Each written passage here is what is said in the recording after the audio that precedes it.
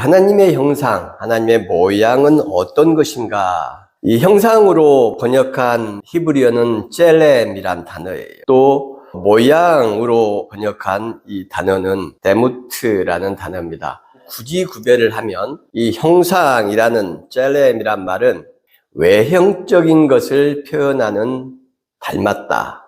데무트는 속성과 내면을 표현하는 겁니다. 굉장히 많은 우리 신앙의 선배들이, 신학자들이 무려 1600년 이상을 연구를 하고 엄청나게 많은 설명과 내용들이 있죠. 다들 좋은 내용들입니다. 그런데 대부분이 조직신학적인 관점에서 설명을 해요. 지금도 한국 보수 신앙의 그 밑바탕에 깔린 하나님 인식, 예수 그리스도에 대한 이해, 구원론, 성령론 이런 모든 것이 조직신학적인 이해입니다. 조직신학이라는 것은 성경 전체를 어떤 테마, 어떤 주제하에 정리한 거예요. 하나님은 어떤 분인가? 그걸 신론이라고 합니다. 조직신학에서. 구원이라는 것은 무엇인가를 성경을 통해서 전체를 연구하고 고민해서 정리한 것, 그게 구원론, 정리해낸 것이 죄론. 이렇게 조직신학은 성경 전체를 조직화해서 정리한 것입니다. 하나님의 말씀인 성경을 사람이 보고 읽고 이해하고 연구해서 정리한 내용이에요. 그러니 완전할 수가 없고 시대와 역사와 상황에 따라서 자꾸 변해갑니다. 우리 장로교 신학은 칼빈이 주장했던 그 예정설, 원래는 어거스틴으로 이어지긴 하지만 어쨌든 이 이중 예정설, 하나님의 완전한 주권하에서 어떤 사람은 선택받고 어떤 사람은 유기된다, 버려진다는 거예요. 좀 끔찍한 말로 하면 어떤 사람은 하나님의 은혜에 의해서 천국 백성으로, 하나님의 자녀로 선택되고 어떤 사람은 버려진다, 지옥 자식이 된다. 이거 되게 이해하기 어려운 내용이죠. 하나님의 공의를 심각하게 훼손하고 하나님의 사랑의 속성을 심각하게 훼손합니다. 이런 교리를 가지고 가스라이팅, 조직신학을 가지고 세뇌를 해왔어요. 그런데 그게 약 100년 전부터는 성서신학이라는 게 등장을 했습니다. 이 성서신학은 성경 전체를 하나로 아울러서 하나님은 어떤 분이다, 죄는 어떤 것이다 라고 말하지 않아요. 예를 들어서 오늘 창세기 1장을 우리가 일부를 봤지 않습니까? 그러면 여기서 하나님의 형상과 모양 이러면 다른 곳의 이야기를 거의 하지 않습니다. 성경 1장에 나온 하나님의 말씀인 성경 본문 내용을 가지고 하나님의 형상이란 무엇인지, 하나님의 모양이란 무엇인지 설명하고 성서신학이에요. 조직신학은 성경 전체가 하나님의 말씀이다. 누가 기록을 했든지 시대와 상황에 상관없이 이게 역사적인 사실을 주로 기록한 내용인지 아니면 시적인 은유의 표현인지 아니면 예를 들기 위한 하나의 가상적인 교훈적인 이야기인지 조직상 구별하지 않아요.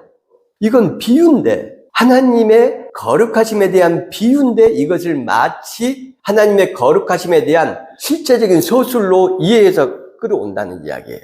아가서 같은 그런 상징적인 언어에 표현된 하나님, 죄, 또 인간의 모습을 마치 인간에 대한 사실을 서술한 것처럼 전부 끌어와서 이야기를 해요. 완전히 잘못됐다는 이야기가 아닙니다. 한계가 있다는 이야기예요. 그런데 성서신학이라는 것으로 들어오면 아가서는 아가서를 기록할 때에 그 기록자, 하나님의 영감을, 하나님의 정신을 받은 그 기록자의 상황이 있다는 거예요. 그걸 이해해야 된다. 시편은 은유와 상징과 시와 노래이기 때문에 사건의 현장에서 그것을 보고 기록한 다큐멘터리나 이런 것과는 다르다. 그 특성을 이해해야 된다라고 보는 것이 성서신학인 겁니다.